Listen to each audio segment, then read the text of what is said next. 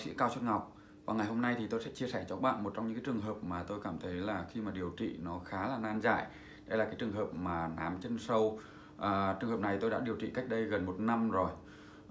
Khi mà khách hàng đến, các bạn có thể xem cái hình ảnh của khách hàng. Đây là trường hợp nám chân sâu ở hai bên gò má. Và nó có, khi mà các bạn nhìn kỹ ấy, các bạn sẽ thấy là có những cái sợi hay những cái dây ở bên dưới của những cái trường hợp nám này. Và đối với những trường hợp nám này ấy, khi mà chúng ta điều trị ấy, thì chúng ta sẽ phải biết phối hợp các phương pháp để các bạn điều trị với nhau. Chứ một phương pháp thì gần như nó sẽ không có hiệu quả. Bởi vì mới bắt đầu nó là cái trường hợp nám nó màu rất là đen.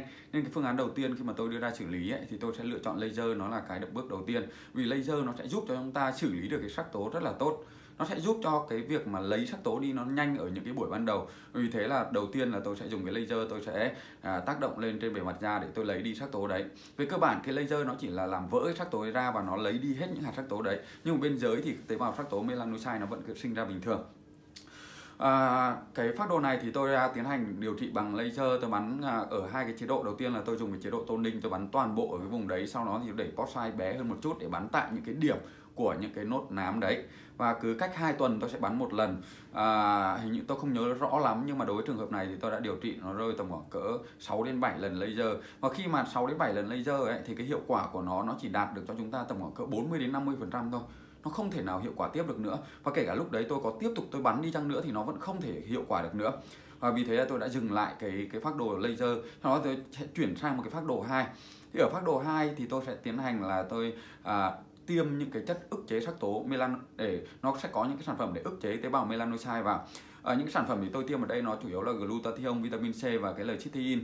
Thỉnh thoảng thì tôi sẽ phối hợp thêm nữa là cái tranexamic acid để tôi tiêm vào những cái nốt sắc tố đấy. Để mà bởi vì cái diện tích nám này nó sẽ khá là rộng. Nếu như mà những cái diện tích nám mà nó chỉ từng nốt hai bên thôi ấy, thì tôi sẽ dùng những cái kim, các bạn có thể là dùng kim 32, 33G để chúng ta tiêm trực tiếp vào nốt đấy. Tuy nhiên đối với trường hợp mà nám nó rộng như thế này thì bắt buộc tôi phải tiêm diện tích rộng đều toàn bộ cái vùng đấy. Đối với trường hợp này thì nó là một cái tình trạng nám chân sâu mà nó trên một cái diện rộng, nên để mà chúng ta đưa cái sản phẩm mà ức chế sắc tố vào thì chúng ta có thể một là lăn kim, hay là chúng ta sẽ dùng cái phương pháp là tiêm dàn đều ra. Và để mà tiêm dàn đều thì tôi sẽ dùng cái phương pháp là mesotherapy.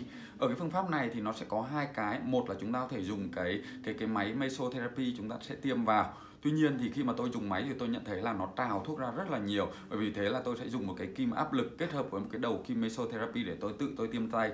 Và các bạn có thể nhìn thấy là khi mà chúng ta tiêm thì cái lượng thuốc nó sẽ đi vào 5 cái đầu kim cùng một lúc để nó vào ở trên cái diện tích vùng da nám đấy. Và khi mà cái thuốc nó vào vùng đấy thì nó khả năng nó ức chế sắc tố ở cái vị trí đấy nó sẽ tốt hơn rất là nhiều.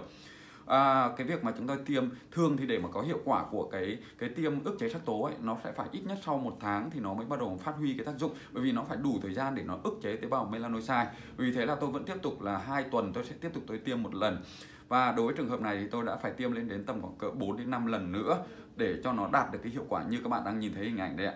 Và các bạn, mặc dù là đây là cái trường hợp mà tôi nghĩ là cái hiệu quả nó khá là ok, nó sẽ đạt được tầm khoảng cỡ 70% rồi.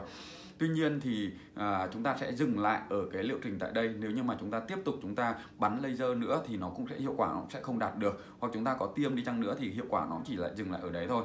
Và bởi vì thế là cái đối với trường hợp này thì tôi sẽ cho có thể là chúng ta về chúng ta chống nắng này, chúng ta có thể dùng những cái sản phẩm để bôi tại nhà như là hydroquinone để chúng ta duy trì tiếp cái hiệu quả. Còn để mà tiếp tục điều trị thì khả năng nó sẽ không còn hiệu quả cao nữa nếu như bạn vẫn cố gắng tiếp tục các bạn điều trị. Nếu như bạn bình thường bắn ra mức năng lượng như thế này mà nó sẽ không hiệu quả, nhiều khi tôi biết một số các cơ sở khác chúng ta tăng cái năng lượng lên, và khi mà chúng ta tăng năng lượng lên để điều trị thì nó gây cái tổn thương tế bào melanocyte, và rất nhiều trường hợp đã bị mất sắc tố bởi vì thế. Nên nếu như mà nó đến được một cái ngưỡng nào đấy thì các bạn nên dừng lại và chúng ta sẽ chuyển sang một cái phác đồ khác để chúng ta duy trì cái hiệu quả đấy. Có thể là đối với trường hợp này thì tôi sẽ sau tầm khoảng cỡ 2-3 tháng khách hàng có thể quay lại để tôi bắn duy trì một lần nữa để nó duy trì cái hiệu quả đấy. Hoặc là chúng ta có thể dừng cái liệu trình lại bằng cách là chúng ta về chúng ta bôi những cái kem dưỡng hay là những cái sản phẩm ức chế sắc tố ở nhà.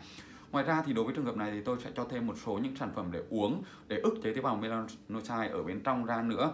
Cái sản phẩm mà tôi cho uống nó chứa glutathione và vitamin C, L-cysteine, là cái bộ ba mà nó có giúp cho chúng ta điều trị cái sắc tố nó rất là tốt.